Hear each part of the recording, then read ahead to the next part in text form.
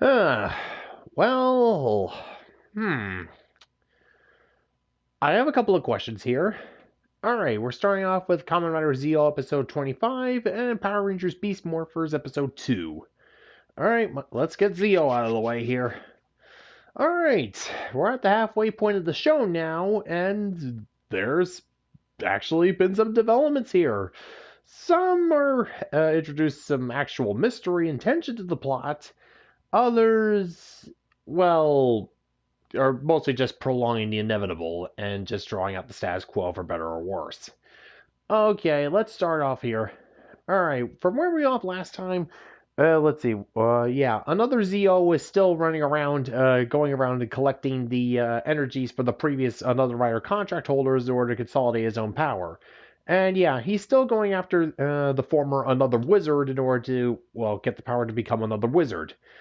And yeah, it's revealed exactly why he hates Sogo so much. Yeah.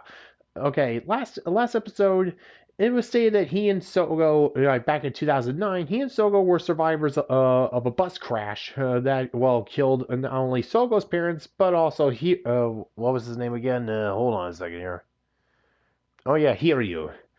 Yeah, not only killed Sogo's parents, but also Hiryu's parents.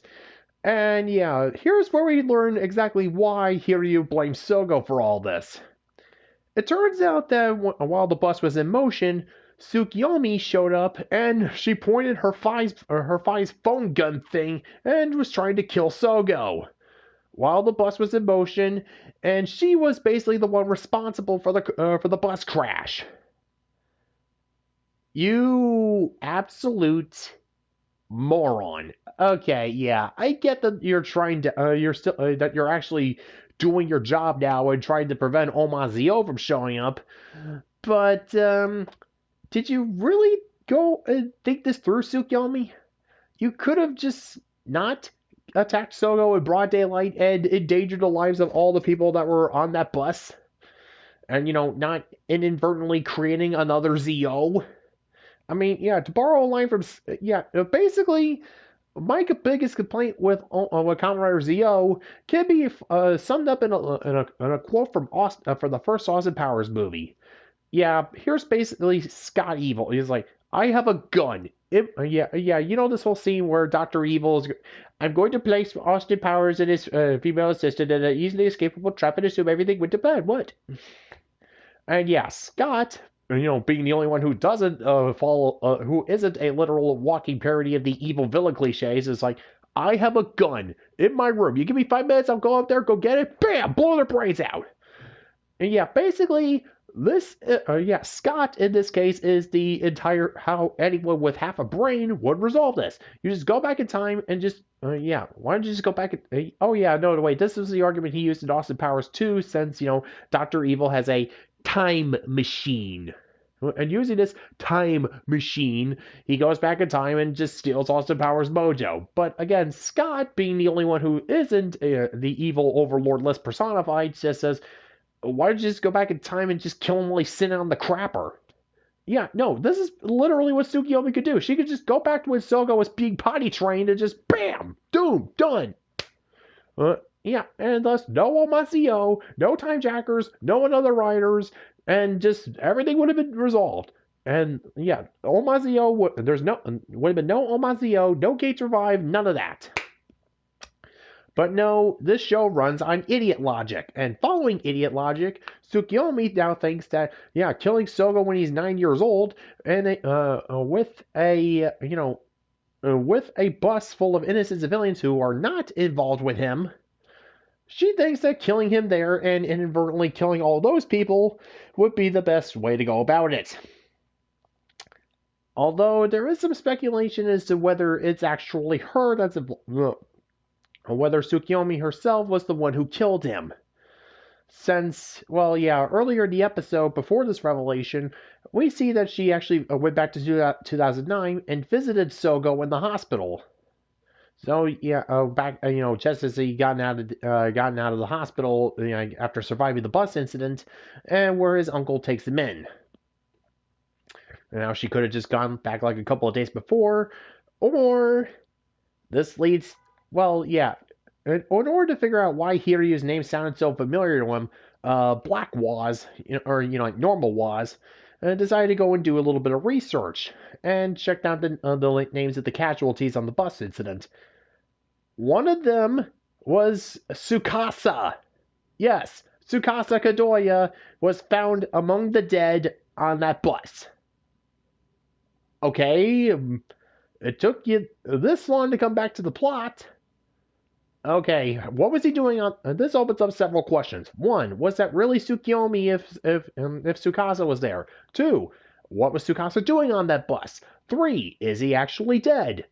And four, why was Tsukasa on the bus? I might have said that already, but it needs to be reiterated. What was he doing there? Ugh.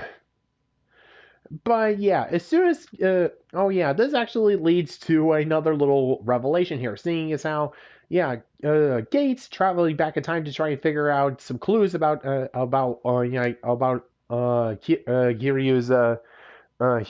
little hate boner for Sogo. He actually sees Tsukuyomi commit the deed and destroy the bus. And that somehow leads him to finally trigger the Gates Revive hourglass thing and finally become Gates Revive. Yeah, I have no idea why this triggered it. I mean, yeah, he sees that his best friend was the one responsible for the deaths of a literal bus full of innocent civilians. And this somehow leads him to think that now he's fully mentally resolved to activate Gates Revive. Connect. Okay, so here's Gates. Sees Tsukuyomi. Gates Revive. How does one connect to the other? He just sees it and he's just like, oh my god, I have to kill Sogo now. I can do this now. Again, the show runs on moron logic. I shouldn't be surprised at this point. And again, this moron logic also follows with Hiryu, since it's revealed that Tsukuyomi specifically came to kill Sogo, she pointed the gun at him and said his name. He thinks that if Sogo didn't exist, then his parents would still be alive. And I'm guessing that in between now and then, he had himself a pretty shitty time since, as we see, while Sogo's uncle was the one who took Sogo in after the bus incident, nobody came for Hiryu, so I'm guessing he was just like bounced around between foster homes. It was like, I don't know, maybe like abused or took advantage of, by crappy relatives or whatever. Basically the whole Billy Batson thing. Only instead of becoming the Wizard Shazam, he's now another Zio and the best possible candidate to challenge the writers once Oma Day finally comes around. Oh yeah, we're not seeing the end of Hiryu for a fair chunk now, since as soon as Gates finally became Gates Revive, Schwartz, realizing, I have my trump card here, decided to use his little time jacker son to basically fake Hiryu's death and took him away. So basically now that another Zio is out is a player here, Schwartz is basically going to go around creating the remaining other riders, have them get beaten by Sogo and Gates, which will in turn power up another Zio. And another Zio is basically causing to basically think that Schwartz is up to his own agenda, aside from just getting rid of the Omazio timeline and putting their own proxy king in the position of Omazio. And starting to freak out, and we have no idea what Ora thinks of all this, since she was pretty aghast when she learned that Schwartz created another Zio in the first place. So even is basically realizing that with Schwartz and another Zio on their own agendas, they could just be erased at any time. So what else to say here? Just when you think you know all the answers, they go and change the question on you. Only this is kind of bad, since again, if you actually stop and think about this for a second, none of this should be happening because, the plots, another Zio is literally Tsukuyomi's fault. She was the one who inadvertently turned Hiryu into this monster. who is going to now start attacking new Another Riders once they're beaten in order to claim the powers of the Another Riders. So, and, well, okay, from what I was able to glean from the movie, there's some Another Riders he won't be able to get access to, specifically Another Kuga. Since, well, spoilers, Another Kuga was another time jacker named Tid, and well, since I haven't seen the movie, we don't know if he's dead or not yet, so he's most likely not going to have the full set of powers. Yeah, so he won't be able to become Another Kuga. We don't know the identity of Another Double, and, he, at the very least, he might be able to track down the powers of Another Den-O. Or not, since apparently he was from Another Den-O was from the future because he made a contract with an Imagine to travel back in time, and I'll wait till that movie comes out and then, base my theories on that. But yes, Gates, for his absolutely stupid reasons, has now finally found the cojones to actually try and kill Sogo. And yeah, it looks like Gates' revive wasn't just all bluster. Yeah, sure, ZO2 can see into the future, but if he's not fast enough to react to it, then it's kind of all for nothing. Since, yeah, Gates' revive not only is super strong, but he can move. Well, he's one of the fastest riders. And yeah, he's not exactly Kabuto fast, or he's not Kabuto fast. He's at the, I don't know, I'm guessing like around drive type Trideron levels of speed. I mean, yeah, he's able to outpace somebody who can see into the future. So yeah, maybe he's just tapped into the Speed Force or something like that. So, and yeah, so we have Tsukasa potentially dead, Tsukuyomi potentially a mass murderer, Gates potentially being the one who could kill Sogo once Oma Day finally gets around here. And we have another ZO running around waiting to scoop up the powers of Another Riders. And we have Schwartz doing his own agenda. And the next episode, we're going to see that Black Waz, is going to become another Kamen Rider Waz, as opposed to Chuck. Yeah, so we have two Kamen Rider Wazes running around. And is there anything else I'm missing here? Oh yeah, still some more Another Riders left to go. Alright, moving on to something a little less complicated and much less migraine-inducing. We have the second episode of Power Rangers Beast Morphers, where we get introduced to the Buddy Royce counterparts, the Beast Bots. Let's see. Hold on. I forget exactly what they're named here. Just hold on a second here. Hold on a second.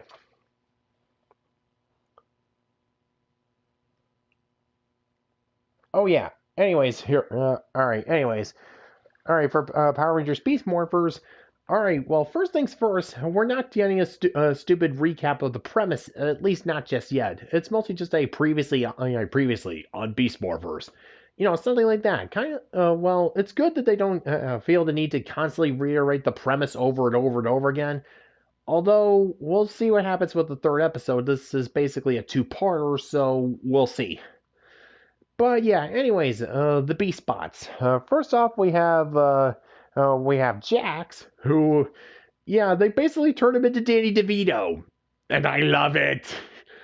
Yeah, basically, at this point, I'm just waiting for him to tell Zoey, hey Zoey, you see the Gigabot there? Get him on the Gigabot's back! I got 5 rules for you. I got 5 words for you. Keep your distance, please. Yeah, Jax, I don't know why they made him into Danny DeVito, but I don't care. It's funny. And next up, we have Smash, who's the gorilla. And yeah, come on, he's a big hugging man. Come on here. And yeah, nowhere near as kind of doofy as his Sentai counterpart, but well, we'll see how he is. Oh, and last but not least is Kelson Henderson, role number 6 or Cruz. And yes, he can turn into a motorcycle, and he's voiced by Kelson Henderson. I think I don't care. Hey, as long as we get to hear him again. Yay! This is like his Kelson Henderson's sixth role so far with Power Rangers. Let's see, Boom in SPD, Phineas in Mystic Force, Norg in Operation Overdrive, Flip from Jungle Fury. Yeah, well, obviously, what was his name in what was his character in Ninja Steel? Let me see. Whatever. I basically just blocked Mick. Yeah, whatever. I basically just blocked out Ninja Steel as I showed you all. But yeah, it's not just our new Rangers who are getting themselves some friends, but we have ourselves a new original character for the villain faction.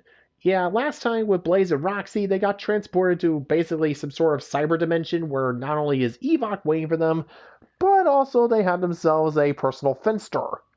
Yeah, his name is sorry, there's like a huge yeah, I don't know, distortion effect with his voice, and I could barely hear what he was saying most of the time. Oh yeah, Scrozzle. Yeah, he's basically a brand new original villain for this series. Although from what I just saw on the Wikipedia, apparently some parts of him were parts of his costume were recycled from Doctor Marvo, from the absolutely god awful crossover from Tokuger versus Ninja versus Tokuger. Yeah, Marvo was the villain of that movie, and he was the one who thankfully gave us one of the many nicknames for Takaharu, Leftovers. Yes, we have recycled the guy who gave us Leftovers as a general for our new villain faction. I approve of this. Anyways, yeah, Scrozzle was apparently the ruler of this dimension until Evok showed up and said, "Yeah, no, I'm the big snake on the block. You're listening to me." And he's like, "Okay, sure, no problem." Yeah, basically just kind of like he's just kind of got this whole Starscream thing going on for him.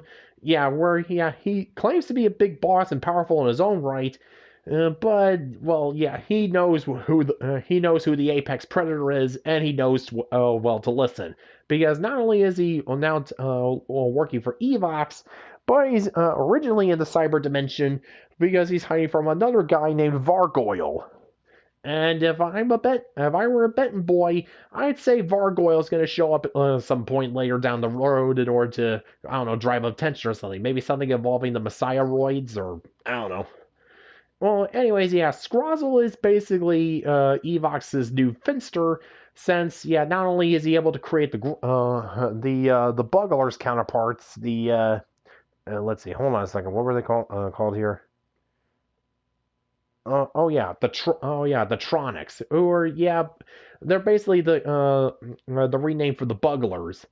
And yeah, instead of Blaze being the one to create the monsters, yeah, and so, yeah, Scrozzle is the one who not only has the ability to create the Robotron monsters, but he also can take the data from them and use them to create create the GIGADRONE'S.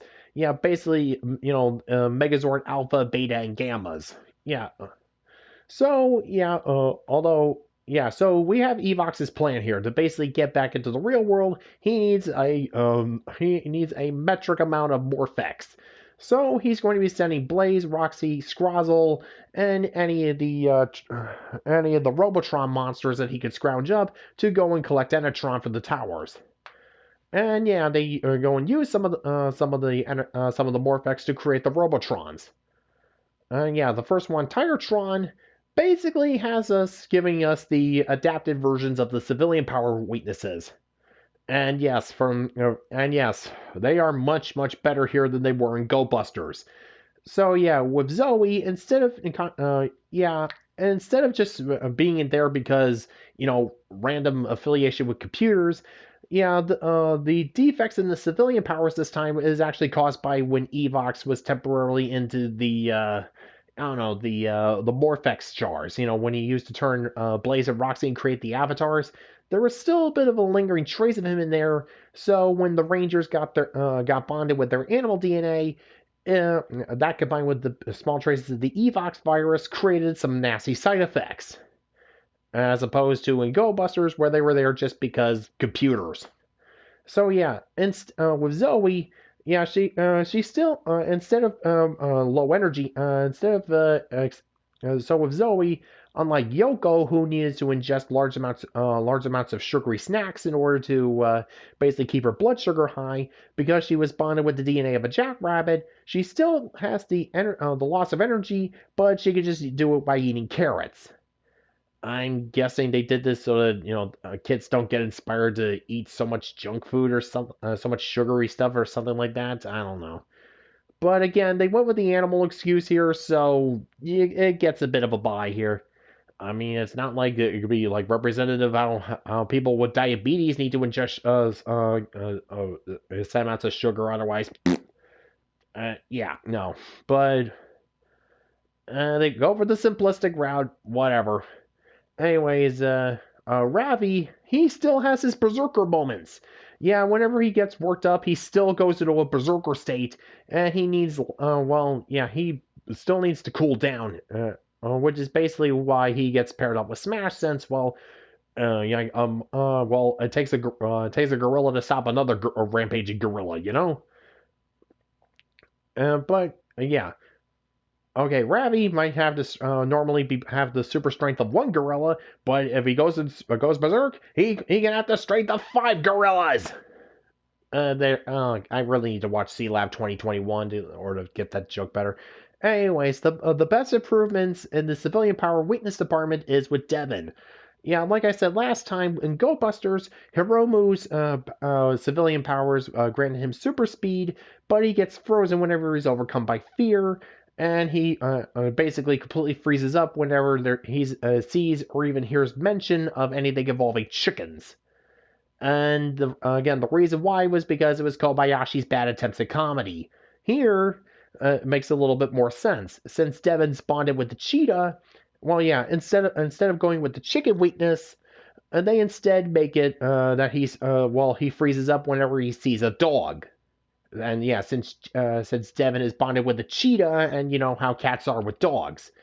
And yeah, that makes a lot more sense as a weakness since, as we see later in the episode, he gets frozen up by an advertisement for dog food, which was, basically some digital coloration over some advertisement for a chicken product at Go Busters or something like that.